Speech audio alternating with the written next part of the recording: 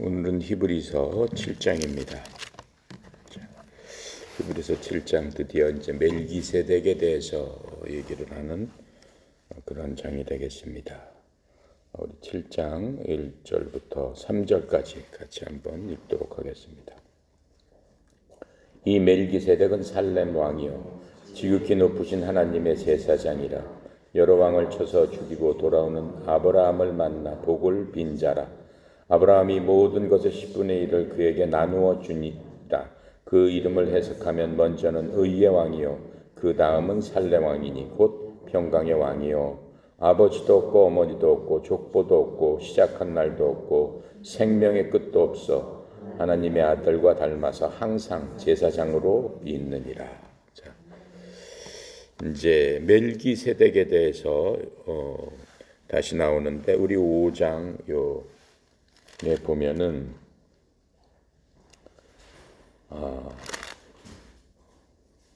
예수님에 대해서 이제 쭉 설명을 제사장으로서 예수님을 설명하면서 5장 10절을 한번 보세요. 바로 옆에 5장 10절에 보면은 하나님께 멜기세덱의 반차를 따른 대제사장이라 칭하심을 받으셨느니라 하면서 멜기세덱을 잠깐 얘기하면서 예수님이 그리스도가 그렇게 멜기세덱의 반차를 따랐다라고 얘기한 다음에 11절에 멜기세덱에 대해서 얘기를 하려고 했는데 멜기세덱에 관하여는 우리가 할 말이 많으나 너희가 듣는 것이 두나임으로 설명하기 어려우니라 라고 하면서 멜기세덱의 설명을 갖다가 약간 이제 여기서 뒤로 밀었습니다. 왜 그러냐면은 너희가 듣는 것이 두나무로 설명하기 어려우니라 라고 얘기를 했어요. 그러면서 너희가 젖을 먹는 자같이 장성하지 못하고 그리스도를 믿고 거듭난 이후에 성장하지 못했기 때문에 내가 깊은 것들을 얘기한다 할지라도 도무지 너희들이 이해를 할 수가 없기 때문에 하면서 이 멜기세덱 얘기를 하려다가 멈춘 겁니다. 멈추고는 다시 한번 어린아이처럼 되면은 안 된다라고 하는 것을 6절에서 얘기해주고 있는 것들 우리가 배웠습니다. 6절에서 그렇게 어린아이 같은 초보를 버리고 어떻게 한다고 그랬어요? 장성한 그리스도의 분량까지 자라갈 수 있도록 너희들이 하나님의 말씀을 항상 깨우칠 수 있도록 연구하고 노력하고 해야 되지 않겠느냐 라고 하는 그러한 말씀을 해주신 겁니다. 그러면서 이제 7장에서 이제 바로 그 멜기세덱에 대해서 설명을 해주시고 계시는 겁니다. 자, 7장에 보면은 이제 5장에서 예수님께서 하늘에서 대제사장으로서 중보 사역을 하고 계신다라고 하는 것들을 설명을 했어요. 예수님께서는 살아계실 때는 대언자로서 하나님의 말씀을 사람들한테 전해서 복음을 선포하신 거죠. 바로 그 복음이 대언자로서의 선포를 하셨고 이 땅에서 죽으시고 묻히시고 부활하신 이후에는 하나님 우편에 올라가셔서 대제사장의 중보 역할, 구원받은 하나님의 백성들을 위해서 이 땅의 대제사장들이 지성소로 들어가서 하나님 앞에 백성들의 죄를 속해 주시라고 간구하는 것처럼 예수님께서는 이제 하늘에 올라가셔서 그런 일을 하고 계신다라고 하시면서 이 대제사장의 역할을 설명을 해주셨고 또 우리 5절에서 잠깐 본 것처럼 멜기세덱의 계통에 따르는 반차라는 것은 그 멜기세덱 쪽을 따르는 계통이라는 얘기예요.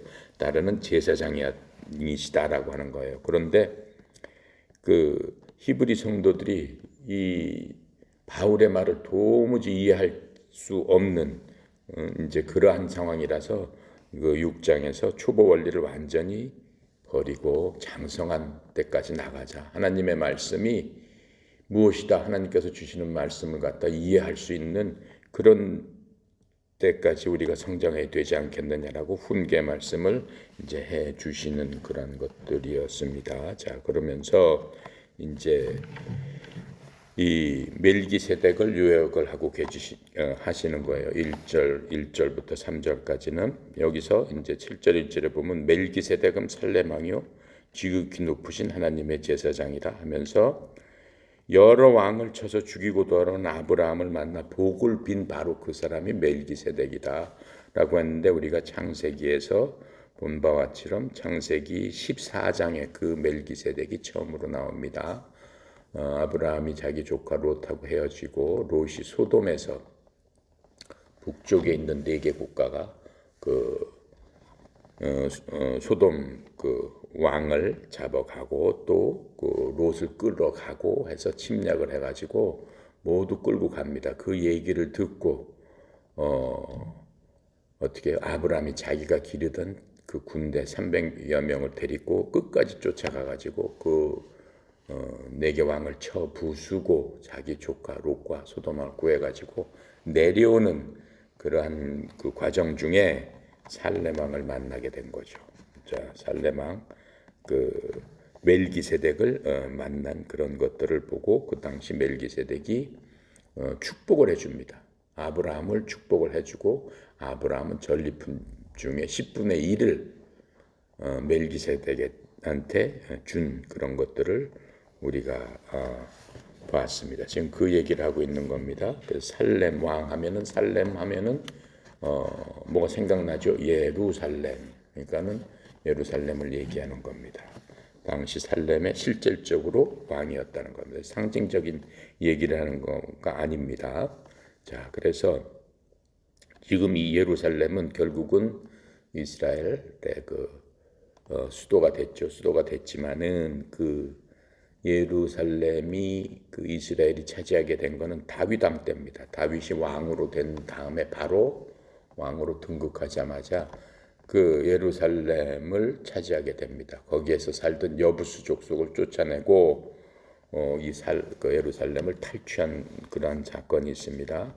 그게 사무엘 하 5장 6절부터 9절까지 보면은 그 이제 말씀을 하고 계십니다. 그 이후로 엄청 많은 전쟁이 있는 도시가 바로 예루살렘이에요. 지금까지도 예루살렘은 걸핏하면은 무슨 뭐 폭탄이 터지고 걸핏하면은 그 싸움이 일어나고 총질이 일어나고 매일매일 일어나는 거예요.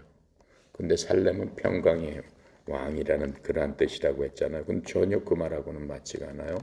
그 현실적으로는 예루살렘만큼 그 전쟁이 많은 지역이 없습니다.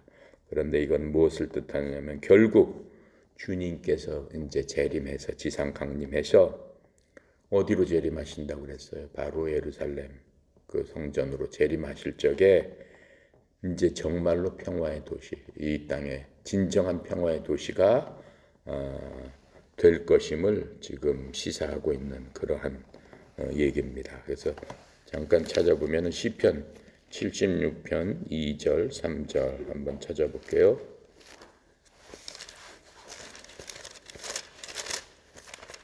시편 76편 2절 3절에 찾아보면은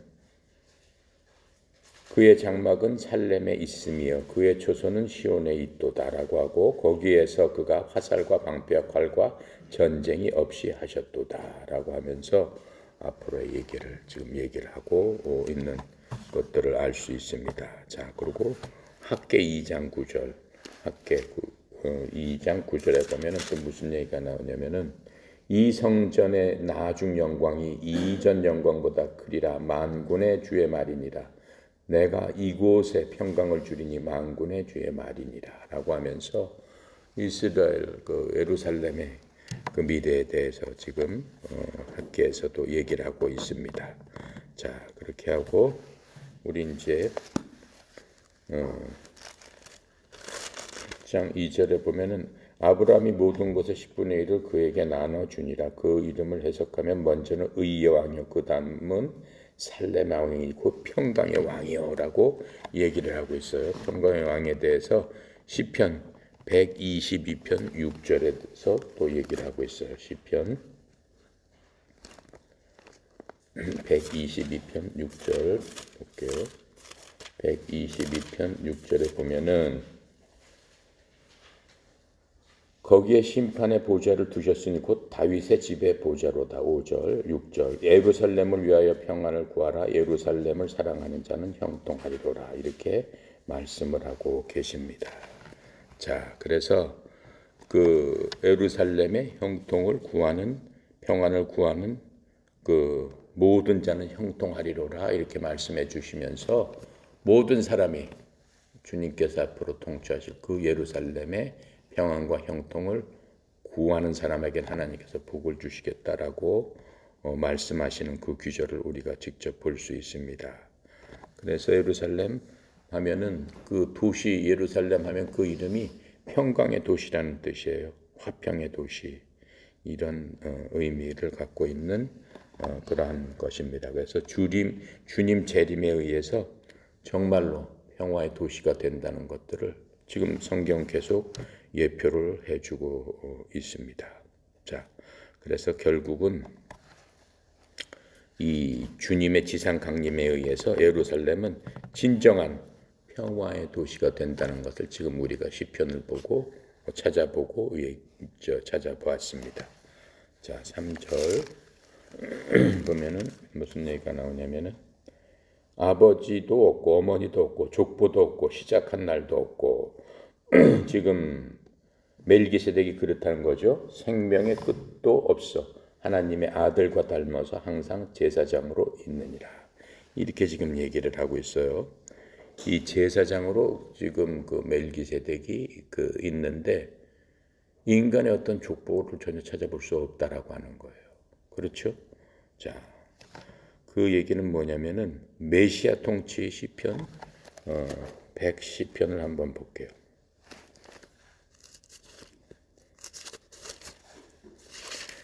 시편 110편은 그리스도께서 예수님께서 이 땅에 이제 통치자로서 이제 오셨을 적에를 얘기하고 있어요. 읽어볼게요. 여호와께서 내 주에게 말씀하시기를 이게 무슨 뜻이에요? 여호와 아버지 하나님께서 내 주 메시아 그리스도 아도니아에게 말씀하시기를 내가 내 원수들로 내 발판이 되게 하기까지 너는 내 오른쪽에 앉아 있으라 하셨도다. 그리스도한테 그렇게 말씀을 하셨다라고 하는 거예요. 그러니까는 신격을 얘기하고 있는 거예요. 그리스도는 하나님이시다라고 하는 것을 얘기하는 거예요. 또 여호와께서 시온에서부터 주의 권능의 규를 보내시리니 주는 원수들 중에서 다스리소서. 규는 홀이라고 그랬죠. 권위의 상징, 하나님의 파워를 보내시리니 주는 원수들 중에서 다스리소서. 이제 천년왕국 때를 얘기하는 거겠죠. 자, 3절에 주의 권능의 날에 주의 백성이 거룩한 옷을 입고 즐거이 헌신하니 새벽 이슬 같은 주의 청년들이 주께 나오는도다. 재림 때를 얘기하는 거예요. 4절 여호와는 맹세하고 변하지 아니하시리라 이르시기를 너는 멜기세덱의 서열을 따라 영원한 제사장이라 하셨도다. 너는 그리스도를 또 얘기하는 거예요. 자, 그러시면서 주의 오른쪽에 계신 주께서 그의 노하시는 날에 왕들을 쳐서 깨뜨리실 것이라. 문나라를 심판하여 시체로 가득하게 하시고 여러 나라의 머리를 쳐서 깨뜨리시며 길가의 시냇물이 마름으로 그의 머리를 드시리로다 라고 하면서 이 세상 모든 나라를 평정하시는 분이시기도 하다 라고 하는 것들을 얘기하고 재림 때는 그런 일들이 나타나는 거죠. 이 온 지구의 모든 나라들이 하나님 앞에 그리스도 앞에 무릎을 꿇게 되고 경배하게 되는 그러한 날들이 이제 재림 때 나타나는데 지금 재림 때 그 메시아 그 얘기를 지금 시편 110편에서는 다윗이 이 얘기를 하고 있는 겁니다. 그래서 메시아께서 오셨을 적에 이 땅에 어떠한 통치가 이루어진다라고 하는 건데 지금 이 4절에 보면은 넌 멜기세덱의 서열에 따라 영원히 제사장이다 하셨도다. 시편 110편 4장에서 이렇게 제사장에 대해서 이제 또 나오면서 멜기세덱과 같은 그러한 제사장이다라고 얘기를 하는 거예요. 모든 제사장들은 어떻습니까? 모든 제사장들은 어떻게 해요? 영원한 제사장이 아니죠. 사람 중에서 유다 지파 중에서 제사장이 되기 때문에 다 죽습니다. 예. 본인이 사람이니까 죽을 수밖에 없는 운명이잖아요. 그런데 그리스도께서는 영원한 제사장이다, 영원하시다라고 하는 거예요. 그때부터 지금까지 한 분 제사장이신 영원한 제사장이다라고 지금 말씀을 해주시고 계시는 것을 알 수 있습니다. 그리고 시편 110편은 지금 1절 4절 같은 거는 성경에서 굉장히 많이 인용을 하고 있어요. 시편 110편 1절은 마태복음 22장 43절, 마가복음 12장 36절, 누가복음 20장 42절, 사도행전 2장 33, 35절 이렇게 다 지금 인용을 하고 있고, 또 이제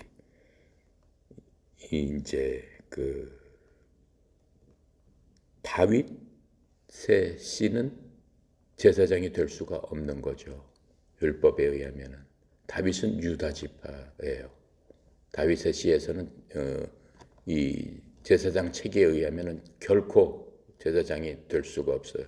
제사장이 될 수 있는 거는 오직 레위 지파, 아론의 레위 지파 중에서 아론의 그러한 계통에 따르는 사람들이 이제 제사장이 될 수 있다라고 하는 것들을 우리가 배웠습니다.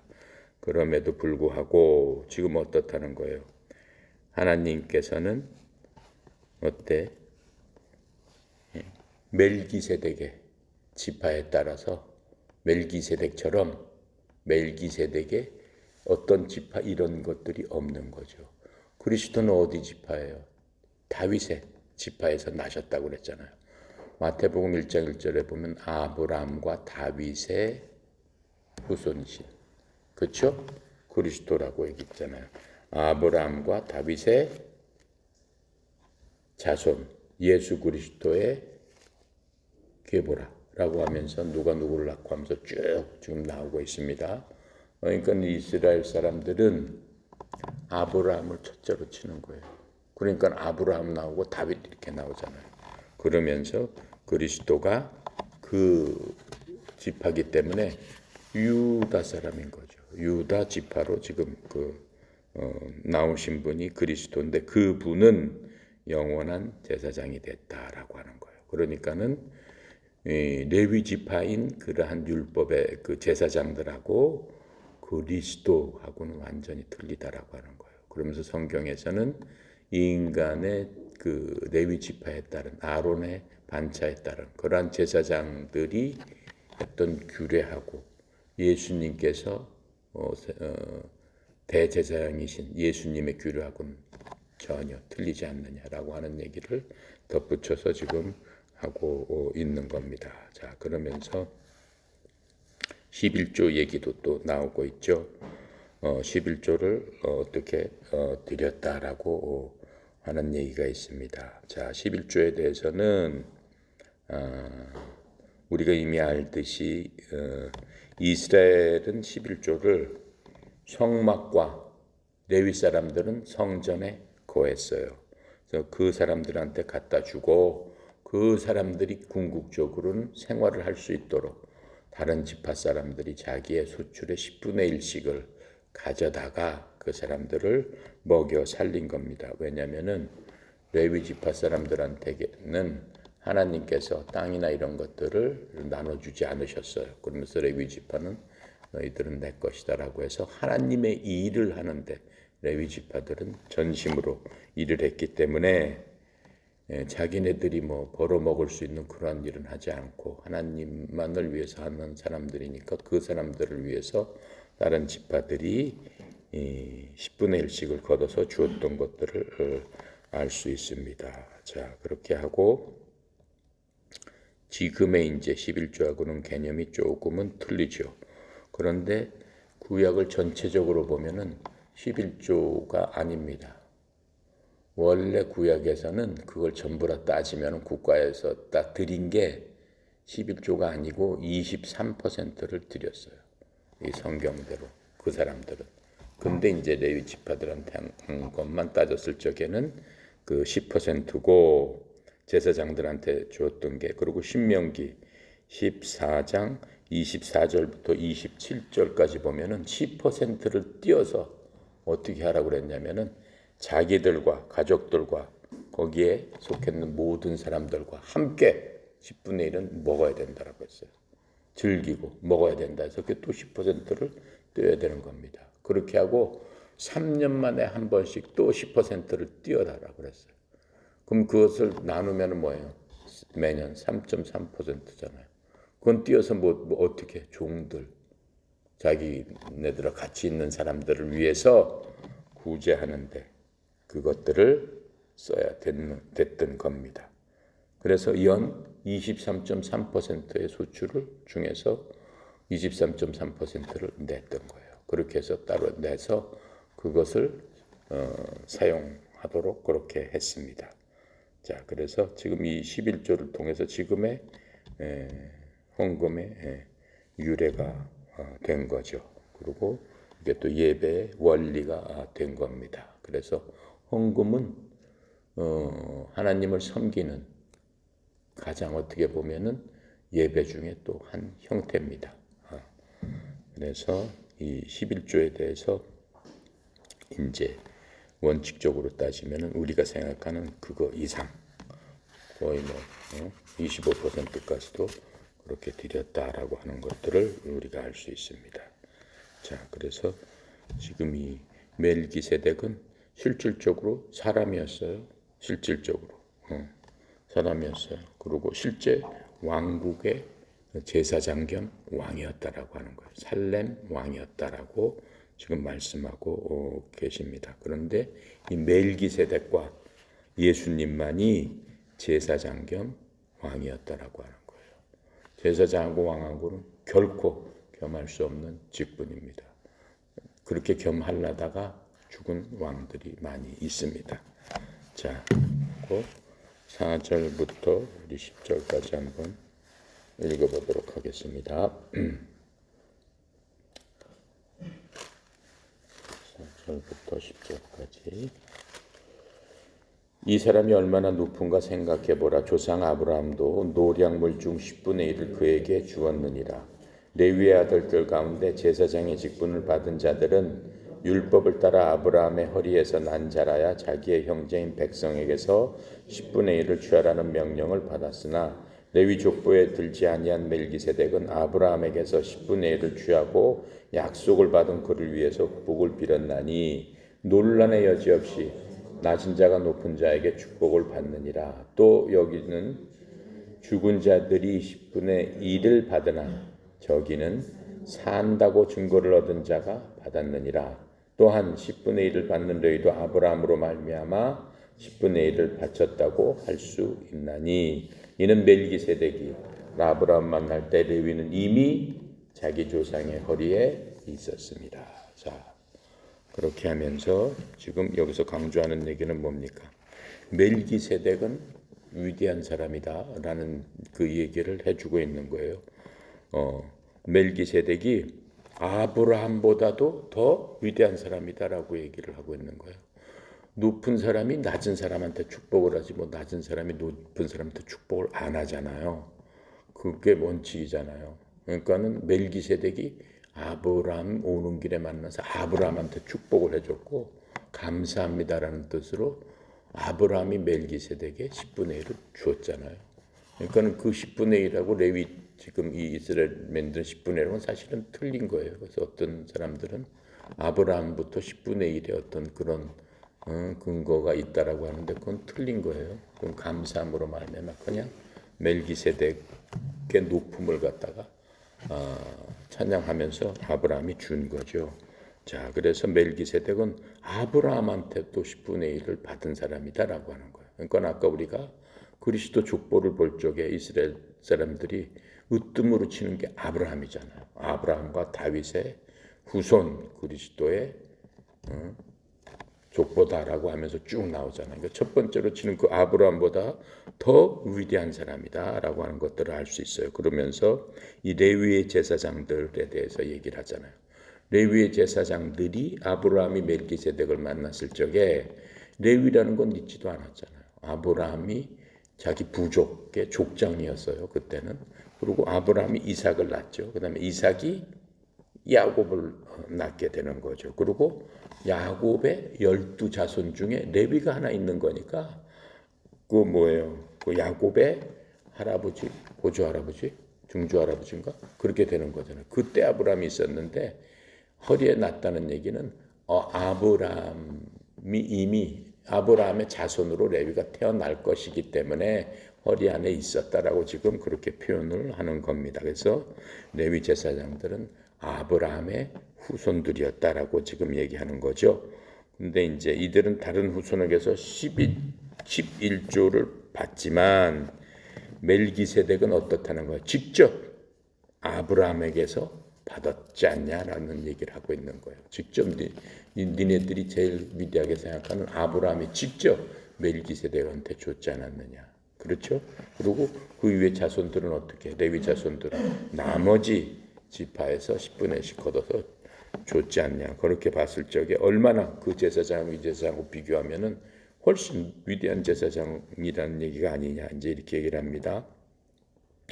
그리고 이제 아브라함을 이제 축복했다라고 이제 나오고 있죠. 6절, 7절에서. 그리고 이제 축복은 아까 얘기한 대로 높은 사람이 낮은 사람한테 축복했다라고 했으니까 멜기세덱이 아브라함보다는 훨씬 높지 않느냐라고 얘기를 합니다. 그래서 구약 시대는 제사장이 일반 그 백성과는 다르기 때문에 어떻게 해요? 일반 백성을 축복해 줄 수 있는 그러한 어떠한 그 권유가 있습니다. 권위가. 자, 그럼 이제 뭐 조금 다른 얘기지만 우리가 하나 생각해 볼 거는 우리가 교회에서 교회 예배 다 끝나면 뭐 해요? 마지막 순서가 축도 누가 해주는 거예요? 목사님이.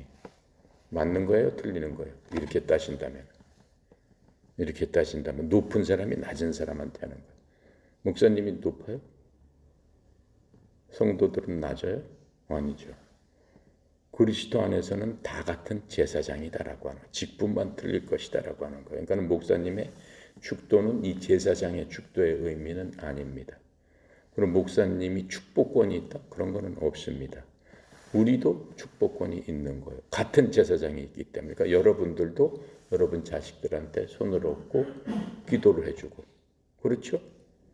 이렇게 같이 해줄 수 있다라고 하는 거예요.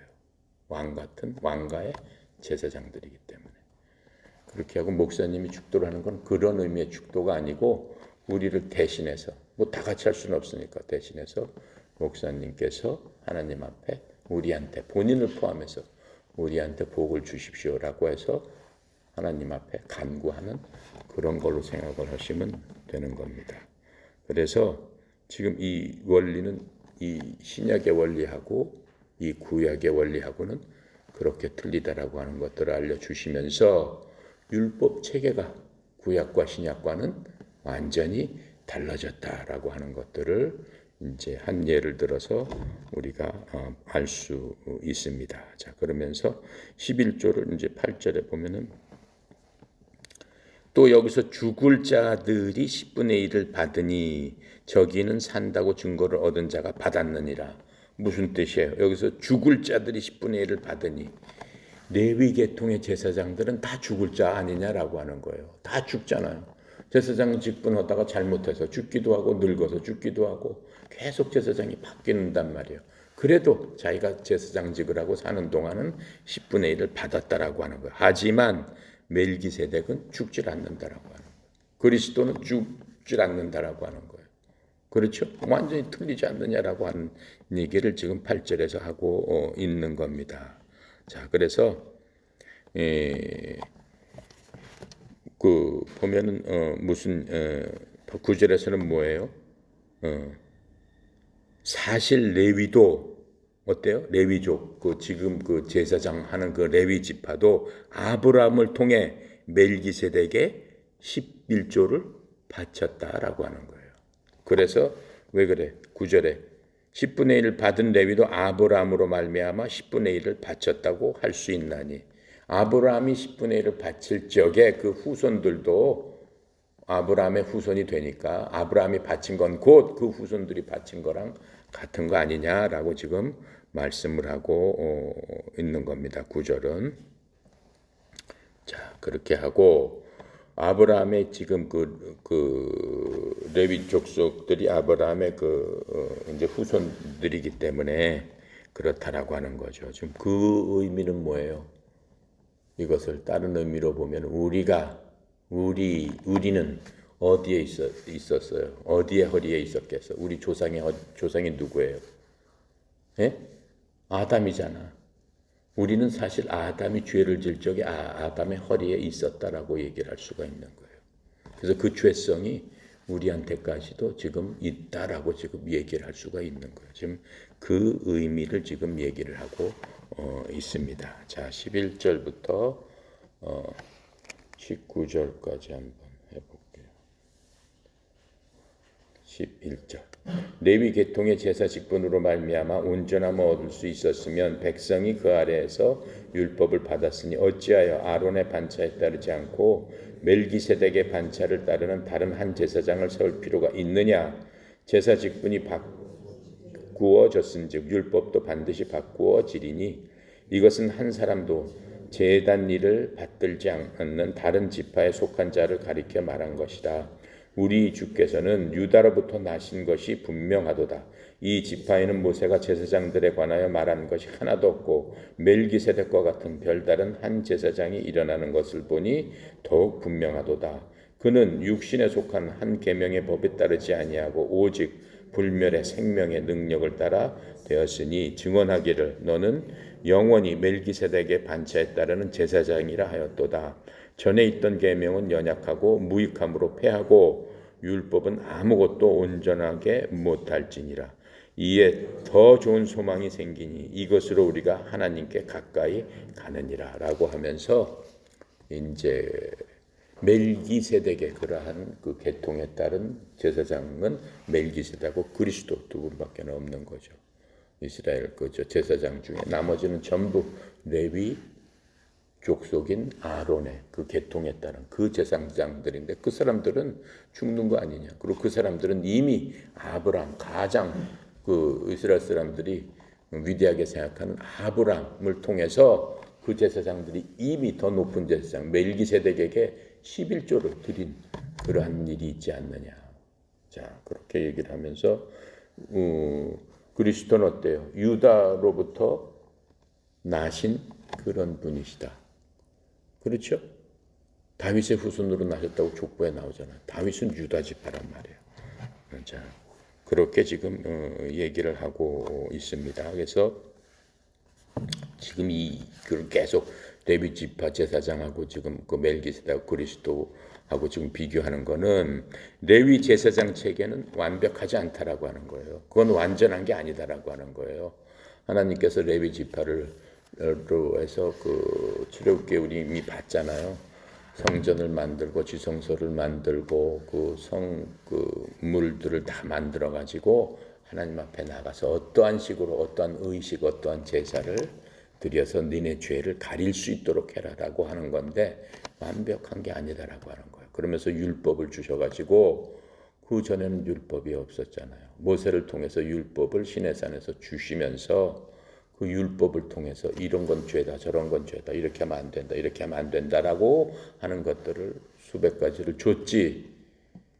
이렇게 해서 이걸 없애라 하면 이렇게 안 된다. 그렇게 한 건 하나도 없어요. 그 전에는 아싸리 그게 없었기 때문에 죄가 죄인지도 모르고 그렇게 지낼 수도 있었다라고 하는 거예요. 그런데 율법이 있은 다음부터는 이렇게 하면은 죄가 되는구나 라고 하는 것들을 분명하게 하나님께서는 율법을 통해서 이제 가르쳐 주신 거죠. 자, 그래서 지금 그 율법으로는 죄를 죄되게 하는 것이지 율법을 통해서 죄를 없앨 수는 없다라고 하는 거예요. 율법이 죄를 깨닫게 할 뿐이다라고 하는 것들을 지금 말씀해 주시고 있는 거예요. 그래서 이 희생물을 바치는 그런 사람은 하나님 앞에서 완전함을 얻지 못했어요. 율법에 따라서 죄를 지면 희생물을 갖다 바치라고 우리가 봤잖아요. 번제단도 하고 물두멍도 있었고 그렇죠? 그런 모든 것들 그래서 흠없는 양이나 염소를 갖다가 하나님 앞에 드릴 적에 어떻게 하라라고 하는 그런 것들, 제사장은 어떻게 하고 죄진 사람은 어떻게 하고 하는 모든 것들, 그런 것들을 왜 해요? 죄를 좀 덮어보자라고 하는 그런 의미에서 했지, 그렇게 함으로써 그 사람들이 그걸로서 끝났어요? 아니잖아요. 계속해서 죄짐을 갖고 와야 되니까 제사장들이 너무 바쁜 거야. 율법이 생긴 다음에는. 그렇죠? 그 많은 죄들을 다 처리하기를 내니까는 쉴 시간이 어디 있어요? 쉴 시간이 없지. 그리고 끝이 없죠. 어느 시점에 가서 그 사람이 하면은 이제 더 이상 죄 안 짓나? 계속 짓잖아요. 그러니까 끝이 없는 거야. 율법이 있는 한은 거기에 누구든지 걸려 넘어지기 때문에 끝이 없다라고 하는 것들을 보여주고 있습니다. 자, 그래서 여기 10장 1절부터 4절 한번 볼게요. 히브리서 율법에 대해서 뭐라고 얘기를 하고 있냐면은, 율법은 장차 올 좋은 일의 그림자일 뿐이요 항상 참 현상이 아니므로 해마다 늘 드리는 같은 제사로는 나오는 자마다 언제나 온전하게 할 수 없느니라. 지금 제가 좀 전에 설명한 얘기를 하는 거예요. 그렇지 아니하면 섬기는 자들이 단번에 정결하게 되어 다시 죄를 깨닫는 일이 없으리니 어찌 제사 드리는 일을 그치지 아니하였으리요. 그러나 이 제사들에는 해마다 죄를 기억하게 하는 것이 있나니 이는 황소와 염소의 피가 능히 죄를 없이 하지 못함이라. 그렇죠? 한 번 드렸다고 해서 뭐 다 끝난 게 아니잖아요. 또 드려야 된다는 것을 예고하고 있을 뿐이다라고 하고 있는 것들을 우리가 알 수 있습니다. 그래서 희생물을 바치는 자는 하나님 앞에서 지금 그 완전함을 얻을 수는 없고, 그 율법은 어떻게 해요? 영원한 것이 아니라 영원한 것이 아닙니다. 계속 추가되는 거다라고 얘기를 하고 있어요. 갈라디아서 3장 19절에 그 말씀을 해주고 있습니다. 갈라디아서 3장 19절 한번 볼게요.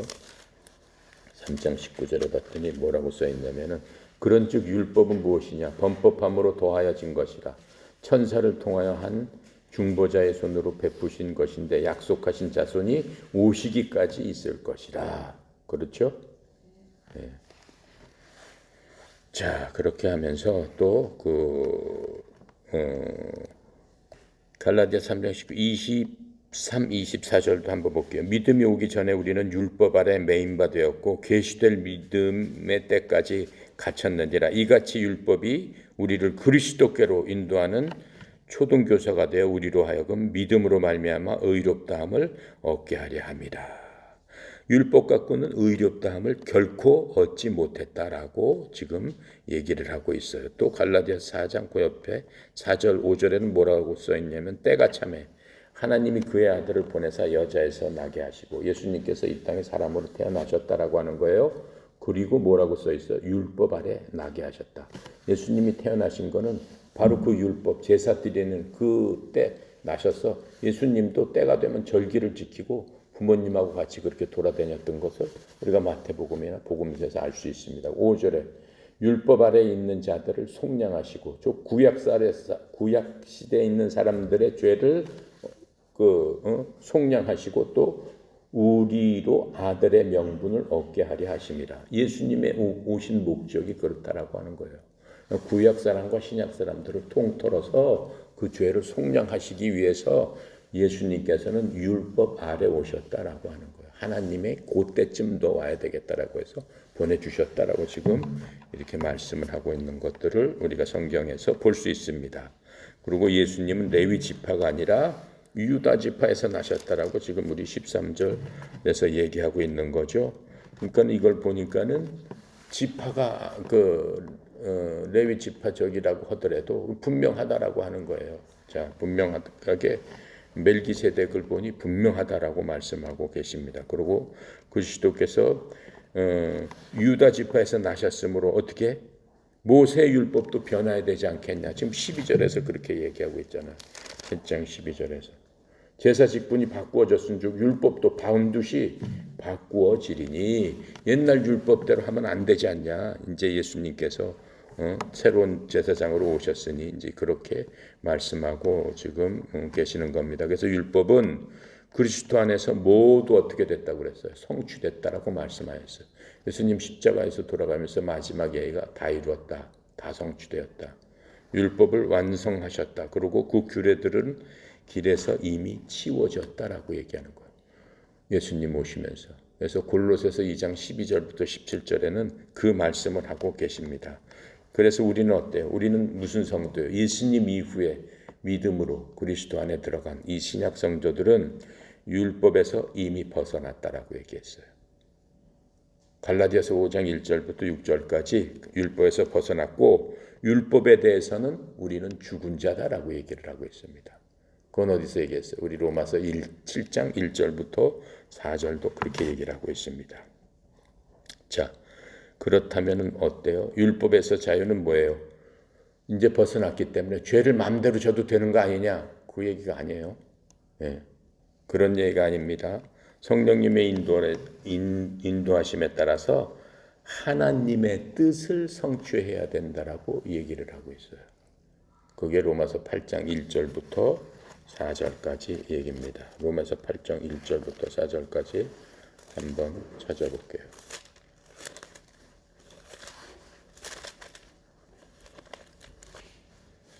로마서 8장 1절부터 4절까지. 그러므로 이제 그리스도 예수 안에 있는 자에게는 결코 정죄함이 없나니. 지금 율법을 다 완성시키면서 하신 얘기예요. 이는 그리스도 예수 안에 있는 생명의 성령의 법이 죄의 사망의 법에서 너를 해방했다. 죄의 사망의 법이 뭐예요? 율법은 죄와 사망의 법이다라고 하는 거예요. 율법에 따라서 이렇게 하면 죽고 이렇게 하면 죽고 이렇게 하면 죽고 이렇게 하면은 죽는다라고 하는 법에서부터 해방되었다. 3절. 율법이 육신으로 말미암아 연약하여 할 수 없는 그것을 하나님은 하시나니 곧 죄로 말미암아 자기의 아들을 죄 있는 육신의 모양으로 보내어 육신의 죄를 정하사 육신에 따르지 않고 그 영에 따라 행하는 우리에게 율법의 요구가 이루어지게 하려 하십니다. 그렇게 하시면서 어떻게 한 거예요? 예수님을 보내서 죄의 법, 사망의 법을 누구한테? 예수님께서 다 짊어지고 우리로 하여금 어떻게 했다라고 하는 거예요. 죄와 사망의 법에서 니네들은 구출했다라고 지금 말씀을 해주시고 있는 겁니다. 자, 그래서 로마서 지금 이 구절에서는 그거를 정확하고 간단하게 우리한테 확실하게 지금 말씀해 주시고 있는 거죠. 그래서 예수님은 율법에 따라 제사장이 되지 않고 영원히 죽지 않는 영원한 생명, 즉 하나님이 선포에 따라서 제사장이 되셨다라고 하는 거예요. 예수님께서 뭐 레위 그걸로 오신 게 아니잖아요. 예수님은 영원하신 분이기 때문에 또 하나님께서 예수님을 통해서 영원한 제사장으로 섬겼기 때문에 영원한 제사장이 되셨다라고 지금 성경에서 16절 17절에서 그렇게 말씀하시는 거죠. 다시 읽어볼게요. 그는 육신에 속한 한 계명의 법에 따르지 아니하고 그 얘기가 뭐예요? 레위 지파에 따르지 아니하고 오직 불멸의 생명의 능력을 따라 되었다. 예수님께서는 부활하신 분이다라고 하는 거예요. 하나님이시다라고 하는 거예요. 그래서 대제사장이 되셨다라고 하는 거예요. 증언하기를 내가 영원히 멜기세덱의 반체에 따르는 제사장이라 하였도다.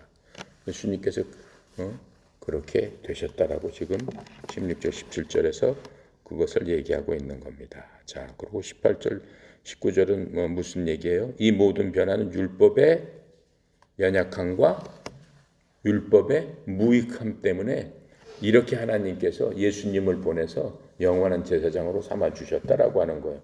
볼게요. 전에 있던 계명은 연약하고 무익함으로 패하고 즉 모세를 통해서 주었던 그 율법은 패했다라는 얘기예요. 그러면 율법은 아무것도 온전하게 못할지니 이에 더 좋은 소망이 생기니 이것으로 우리가 하나님께 가까이 가느라. 더 좋은 소망은 뭐예요? 복음. 그리스도께서 주시는 그 복음. 그러한 소망. 그걸 갖고 우리가 더 가까이 간다라고 하는 거예요. 그래서 우리는 이 예수님께서 가져오는 소망에 힘입어서 하나님께 들어갈 수 있다라고 하는 그러한 얘기를 하고 있습니다.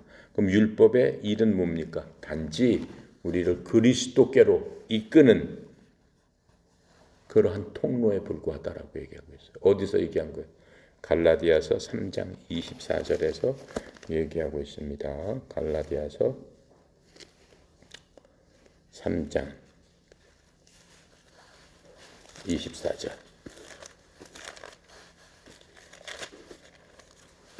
3장 24절 보면은 이같이 율법이 우리를 그리스도께로 인도하는 초등교사가 되어 훈육 선생이 되어 우리로 하여금 믿음으로 말미암아 의롭다함을 얻게 하려 합니다.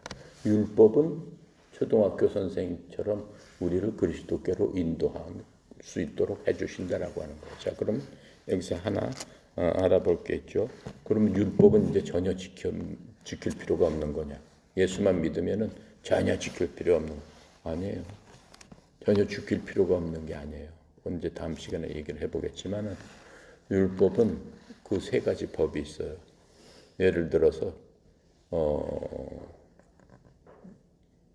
모세가 돌판에 갖고 온 게 뭐죠? 십계명 있잖아요. 십계명. 그럼 십계명 다 끝났으니까 십계명 전혀 지킬 필요 아니에요. 다 지켜야 되는 거예요. 네. 그다음에 또 그 이후에 우리가 출애굽기에서 쭉 봤죠. 출애굽기에서 쭉 본 것들 시민법이 있고 또 출애굽기에서 보면은 의식법 해가지고 제사 지내는 법 그런 것들이 있어요. 지금 율법을 완성시켰다라고 하는 건 뭐냐면은 시민법하고 그 다음에 의식법에 대해서 얘기하고 있는 거예요. 십계명에 대해서는 단 한 가지 계명만 바뀐 거죠. 안식일. 그렇죠? 근데 안식일이 주일로서 바뀐 거지 다른 것들은 당연히 다 지켜야 되는 거죠. 언제 다음 시간에 얘기하기로 하겠습니다. 기도하고 마칩니다.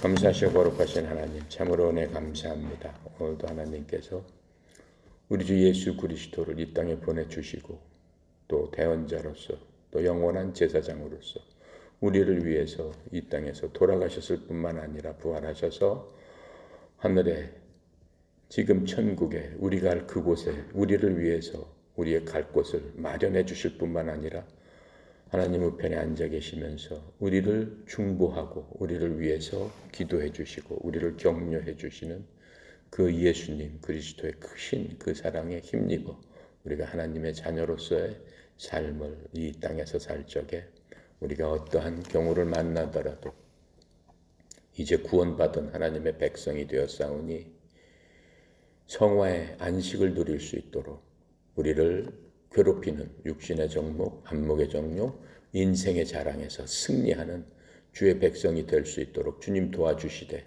우리 속에 계신 성령님께서 우리가 의지적으로 또 우리가 능동적으로 또 우리가 우리의 그 결심에 따라서 우리가 빠지기 쉬운 악한 길에서 선한 일을 하도록 하나님께서 우리를 구원해 주셨사오니 선한 일을 하는 하나님의 백성으로서 성화된 삶을 오늘도 살아가는데 조금도 부족함이 없도록 성령님께서 친히 인도하시고 기억하고 깨닫고 의지적으로 승리할 수 있는 그러한 힘과 능력도 허락하여 주시옵소서. 아버지 하나님 옆에 속해 있는 우리 하나님의 백성들, 선수들, 교육생들, 지도자들, 지부장들 하나님 축복하여 주셔서 삶의 현장에서도 오늘도 승리함으로 말미암아 하나님의 은혜의 영광 안에 거하는 귀한 주의 백성 다 되도록 도와주시옵소서. 특별히 성령 이사장님 협회를 이끌어 나가는데 어려움이 없도록 주님 이제까지도 인도하시고 하나님의 무한하신 자원과 성령님의 운행하심으로 말미암아 이제까지도 인도하시고 복 내려 주셔서 우리 협회가 하나님 사랑하며 하나님 기뻐하는 협회로 인도할 수 있는 축복의 통로로 삼아 주셨사오니 아버지 하나님 앞에 가는 그날까지 주께서 사랑하는 종에게 힘과 능력과 복의 복을 더하여 주셔서 협회를 통해서 하나님의 나라와 하나님의 지경을 넓히는데 귀하게 쓰임받는 주의 종으로서 사명 잘 감당할 수 있도록 영육간의 강건함과 형통함으로 인도하여 주시옵소서. 모든 것 주께 의탁드립니다. 감사드리며 예수 그리스도 이름으로 기도드렸나이다. 아멘. 감사합니다.